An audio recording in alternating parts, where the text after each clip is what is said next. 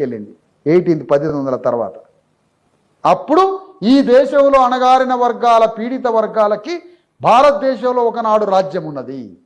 అది ప్రపంచంలో గ్రీకు దేశాలలో ఉన్న రిపబ్లిక్ ప్రజాస్వామ్య రాజ్యానికన్నా ముందే భారతదేశంలో ఒక రిపబ్లిక్ స్టేట్ ఉంది. దట్ ఈస్ సామ్రాట్ అశోక చక్రవర్తి కింగ్డమ్ అని చెప్పింది.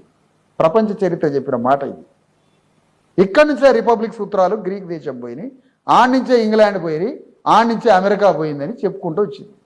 అగో అది పట్టుకున్నా అని అంబేద్కర్ చెప్పి అశోక చక్రాన్ని తెచ్చి జాతీయ జెండాలు పెట్టి 4 సింహాలను తీసుకొచ్చి అశోకుడి యొక్క ధర్మ పరిపాలన రాజ్యాంగంలో పెట్టి బుద్ధుడి బోధనలు తీసుకొచ్చి పీఠికలు పెట్టి నా రాజ్యాంగము సార్వకాలికమైనది, సార్వజనీనమైనది. ఇంకా చెప్పాలంటే భారత రాజ్యాంగ పీఠిక విశ్వజనీనమైనది. ఏ దేశమైనా పరిపాలించుకోవచ్చు.